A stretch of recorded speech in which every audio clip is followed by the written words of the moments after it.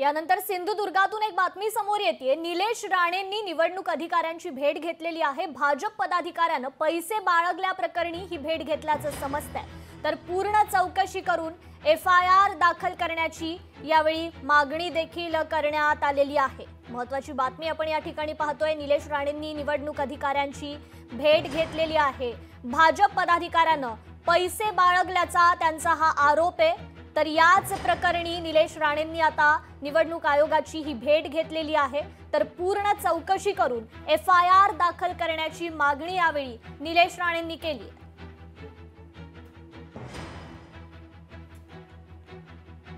तर निलेश राणे यांनी खरं तर भाजप पदाधिकाऱ्यांना पैसे बाळगल्याचा हा आरोप केला होता आणि याच प्रकरणी आता निलेश राणे ऍक्शन मोडवर आल्याचं पाहायला मिळतंय। निलेश राणेंनी निवडणूक अधिकाऱ्यांची भेट घेतलेली आहे।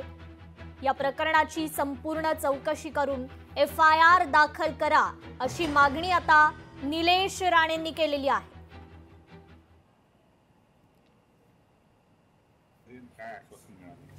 मी मालवणचे जे निवडणूक निर्णय अधिकारी आहेत त्यांच्याशी आता भेट घेतली आहे आणि काल जो प्रकार मालवणमध्ये घडला, जी माहिती किंवा जे काही आम्ही निवडणूक निर्णय अधिकाऱ्यांना काल तक्रार म्हणून ओरल तक्रार म्हणून जी काही दिली होती त्याचं काय झालं ते विचारण्यासाठी मी इथे आलो होतो। आता इथून मी सन्माननीय PI जे मालवणचे आहेत त्यांनाही भेटायला जाणार आहे। आता अमाऊंट जप्त झालेली आहे, ती अमाऊंट फायनल अमाऊंट नाही आहे, हेच मी आताही त्यांना परत सांगितलं की जर फायनल अमाऊंट नसेल तर बाकीच्या अमाऊंटवर तुमचं लक्ष आहे का आणि ह्याची FIR होणार आहे का, कारण का क्राईम झालेला आहे आणि जर क्राईम झाला असेल तर पहिला पार्ट असतो कुठल्याही क्राईमचा की FIR नोंदवावं लागतं, सेक्शन लावावे लागतात। जर तुम्ही तेच केलं नाही तर कालच्या घटनेला काही अर्थ राहणार नाही। लोकांची परत हिंमत होणार, पैसे जे काल पळवलेत मालवणमधून बाहेर नेलेत ते परत आणतील 2 दिवसांनी। जर गुन्हा दाखल झाला नाही मग कालचा प्रकार काय होता। मी आता सन्माननीय अधिकाऱ्यांना रिक्वेस्ट केलेली आहे, त्यांनाही मी सांगितलेलं आहे तुम्ही मला सगळ्यांशी बोलून घ्या। त्यांची काहीतरी समिती असते, त्यांचा अहवाल त्या समितीकडे जायचा असतो, तो अहवाल त्यांनी दिलेला आहे। संबंधित पोलीस अधिकाऱ्यांशी पण मी बोलायला सांगितलेलं आहे की आपण संबंधित पोलीस अधिकाऱ्यांशी पण बोलून घ्या आणि आम्हाला एक मार्ग सांगा की FIR होणार की नाही।